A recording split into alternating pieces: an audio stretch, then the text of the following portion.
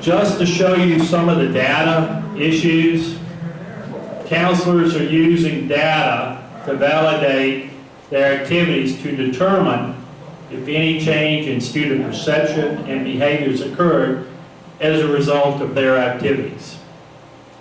One more time, and it says it a little shorter down here.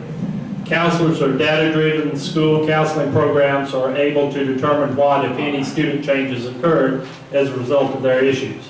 The bottom line is, this isn't just a student, this is they're monitoring the students to see if they're having a change on the student's perception and if they're changing that student's way of thinking. Those are, by the way, direct quotes. That's not my opinion piece. And here's the last one. I look at this and I would say basically teachers can be used to reinforce the concepts. You can read it yourself.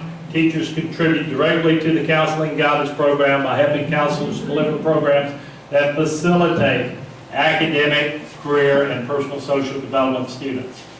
Teachers strengthen and follow through on concepts. To the teacher's credit, they may be doing this and they're just doing it because they know they're supposed to. They probably don't see the bigger picture of this. Like, teachers are real good at knowing what's going on in their class. Teachers are excellent. No one knows their kids better than a teacher. But teachers are not at the strategic level of implementing policies and programs and the effect that it has at the state level. That's not where the teacher is. The teacher's there for that child in her classroom or his classroom.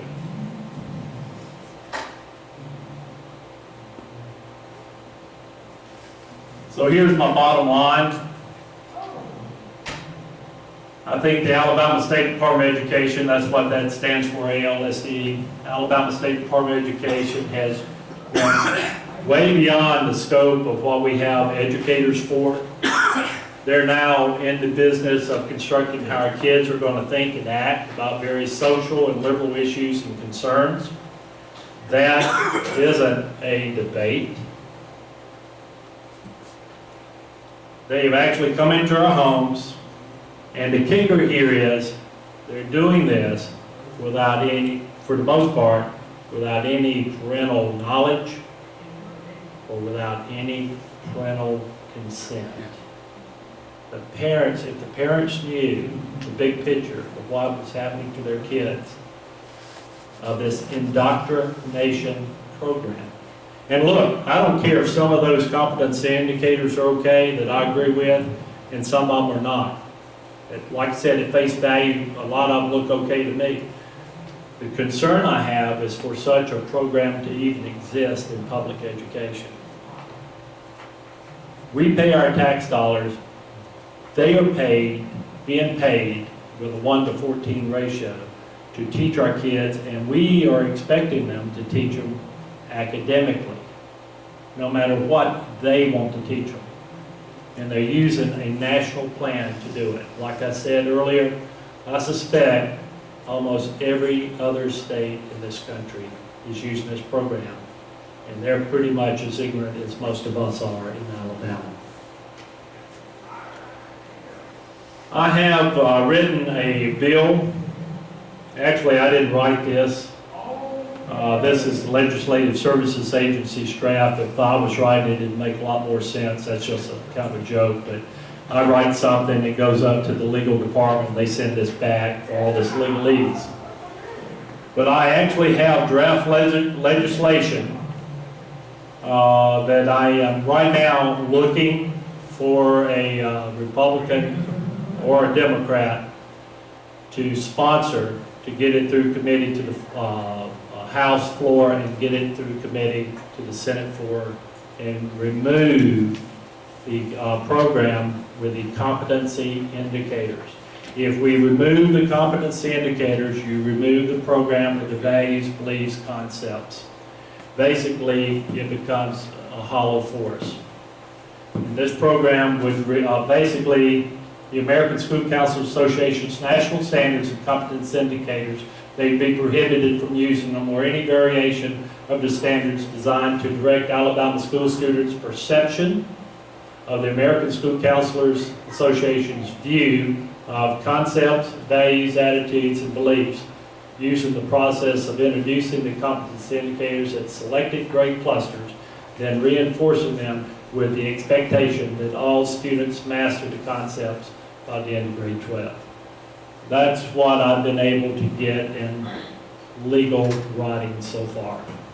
That would take care of the program if we could find someone that could actually get it through committee. So what can you do? I guarantee you most of your House representatives and your state senators have zero clue of what I just got through showing you tonight. Pretty much, except for one that I talked to Monday for about 20 minutes. I would say probably none of them know anything about this program or know that it exists and is up and running in all Alabama public schools, affecting every child from K through 12. Now let me say this, because someone's going to ask me about pre-K. This document was, I think, kicked off in about 2016. I'm not sure when we went to pre-K. I suspect it's in pre-K, but I don't know. I'm only going with what the document says, K through 12. Try to help them know what's going on. This is under the parents' radar. Let them know we're going to watch them and we want action. And I'm going to tell you, they have a host of ways they can dodge the bullet. But I have to say, I don't think if someone actually understood what is happening to our kids, that they would try to dodge the bullet on this just to make themselves electable and get money for the next election. This is our kids. I would think they would fall on their sword to protect our kids, because no one can protect them but us. Now, on the other hand, the point of view is, if you go with more of a liberal point of view, and I had this thrown in my face last year when I realized that they had not removed this program. There are some key Republicans that will tell you the parents aren't doing this. So where did you get off giving the state the authority to raise your kids? Because that's pretty much what they're doing right now. Anything I have, you can share. I do have a site. The site website is on that piece of paper. It's alabamasave.com. I'm starting to populate it. That handout's on there. I have the legislation on there. Hopefully we'll put this video, if I haven't messed it up too bad, on there. I will, if you want, I can put the document on there that you can go to and look at it. I have a page I can put there. I wrote a resolution to go to the Republican State Executive Committee that's meeting here in Birmingham on the 19th. That resolution was just passed Monday night unanimously. And it's a good roadmap if you want to just kind of have a thumbprint of what's going on in school and what we need to do to get rid of it. Look at that resolution. I haven't put it on the website yet because the state committee, I'm waiting for them to see it on the 19th and approve it. The resolutions committee passed it unanimously. You can share anything I got. If you get confused, questions, issues, I don't know everything. I know some stuff. I know what's in this book. The book I thought we had stopped in 2015. This program, I thought, and Eubanks was there in June of 2015 when they tried to pass this program through the State Board of Education. Miss Uni Smith was there.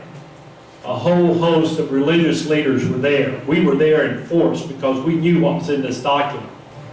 And what happened was, at that time, Dr. Bice, who was state superintendent, removed it off the agenda.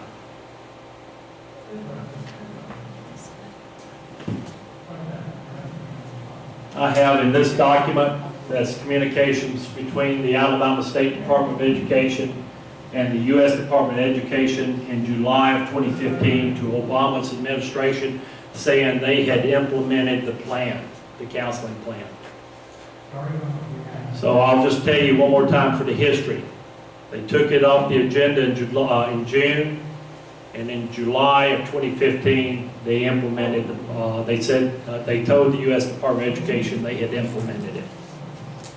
That cannot be disputed. That's documented facts.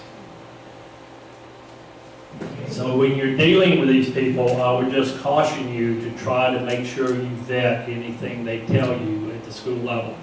If you go to the schools, me and George have talked to some of the administrators and people up there in North Alabama, and usually the leadership don't know anything about it, or they will say, oh, that's just the counselors, they're doing their thing.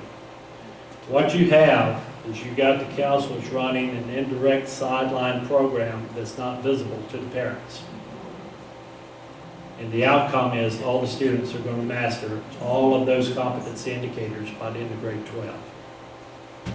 So give me a call. My phone number, my email is on that handout. And the biggest thing I could ask you is if we can get that legislation, or if someone can write a better one. Look, I'm really not good at this stuff.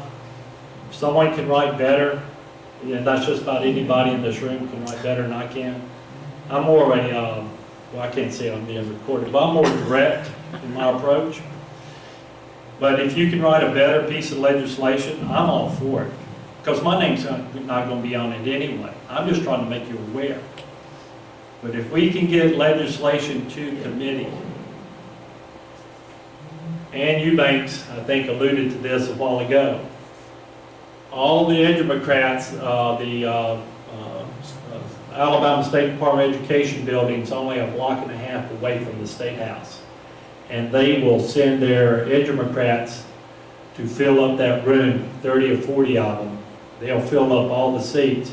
And what usually has happened, because me and Ann's been fighting this Common Core thing for years, what will usually happen, there'll be 6, maybe 7 of us on a good day there to speak about trying to repeal Common Core, and they'll have just a whole host of Democrats carrying the party line that will show up, which I think is inappropriate anyway, because if they're on taxpayer dollars, they shouldn't be there wasting taxpayer money.